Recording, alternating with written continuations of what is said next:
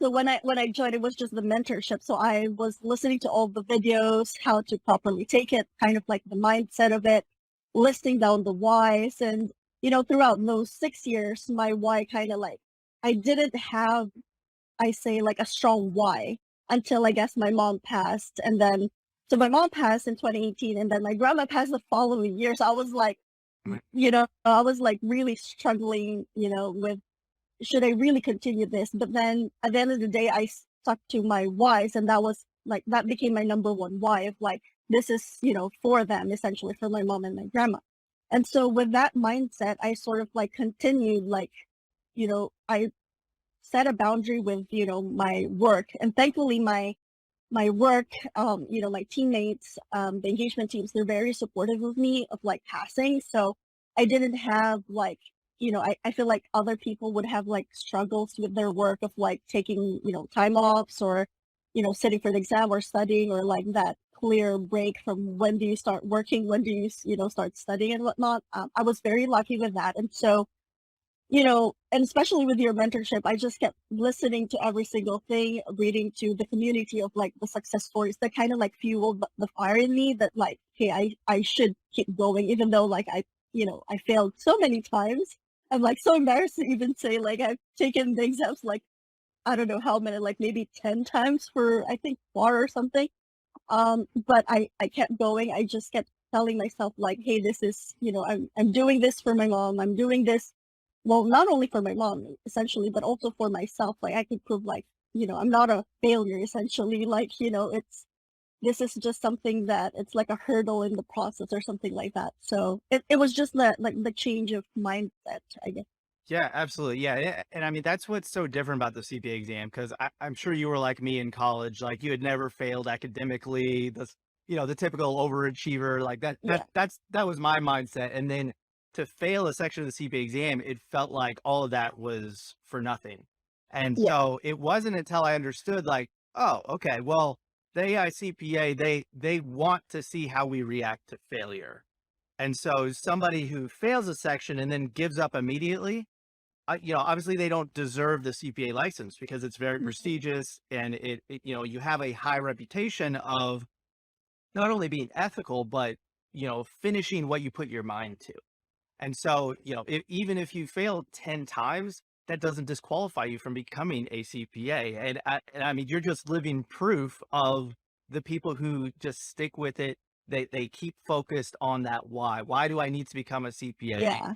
And you're going to achieve greatness at no matter what you do because you're somebody who sticks with it. And you're not seeing failure as a roadblock. And that's what I try Mhm. to share inside of Kesler CPA mentorship or ultimate CPA exam guide is that failure of the CPA exam, it's just part of the process. And so you just figured out one way not to pass. So it's time to regroup. Let's, go out to the study community, find people who recently passed and be like, hey, what did you do? Here's what I did. And then we'll try and provide you with advice. And then you just go back to the drawing board, restart and try to slightly improve and keep going. So yeah, Yeah. so I love that story. So I'm just curious, how many hours per week typically are you still with the Big Four? Are you still? Yes. Oh Yes. wow. So I'm still with the Big Four. Well, right now it's not quite the busy season, but before it would be like, 16. Well, before the pandemic, I would also travel. Oh yeah. So like 60% I'll be traveling. So that's like really brutal. So I'm like really thankful for the pandemic that I get to work at home.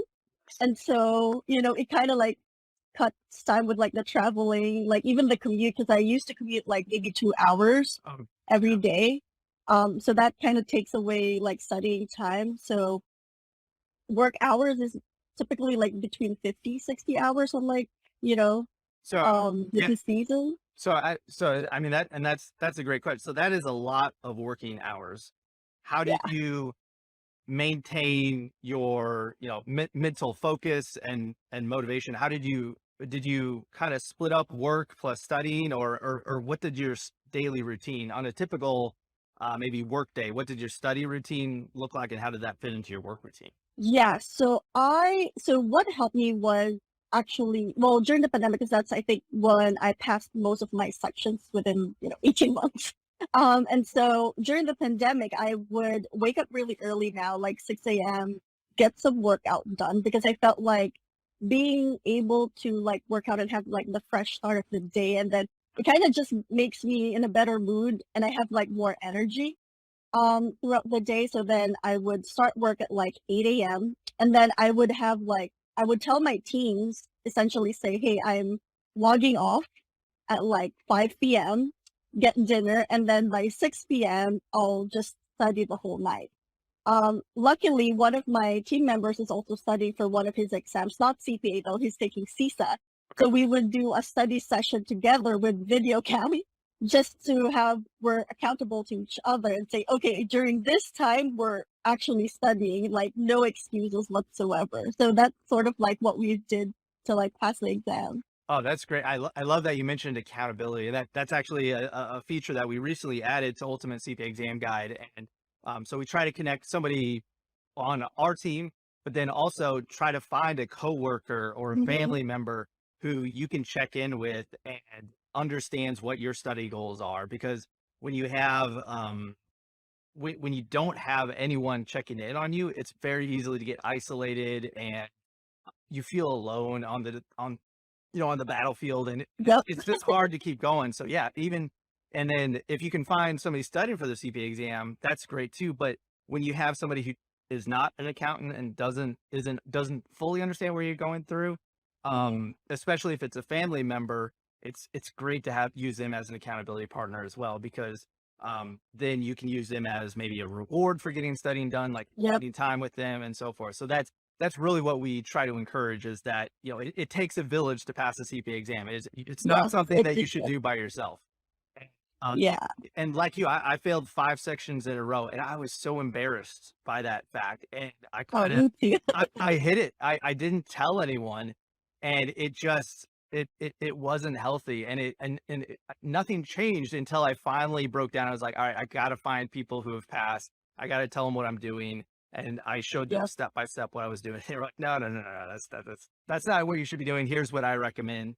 And then I kind of thought about, okay, here's how I learned best. So I'll take a little bit of what they recommended, and you just kind of have to use trial and error. And so really, that's the value of having somebody who has failed and then overcome failures, is that they can teach you how to pass and so forth. So I agree. And I really love our community too, the Facebook community, because sometimes when I'm like really like not feeling like studying, I would just go through the page, read through the posts and how, their success stories, how they, tackle, some of the questions or even how they do their studying sessions and whatnot. And so that really helped me also to like, stay motivated. Because I think that's one of the key points is like with so many failures, it's like very, very easy to give up and it's harder to actually keep, going. yes. So having like-minded people on the group is like what boosts the morale and Correct. just keep going.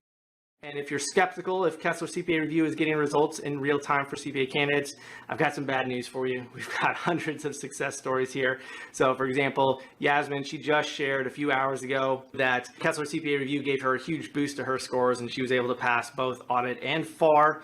And it's been a 6-year journey for her. So imagine how much her life is changed, and how cool it is that something like Kesler CPA Review is getting amazing results for people around the world. And so there's just so many cool stories in here. I wish I had more time to share, but it just goes on and on. So this stuff works when you execute it. So if you are willing to put in a lot of hard work, I am here for you to help you pass this beast of an exam. All right, thanks for watching, and we'll catch up soon in the next video. Bye.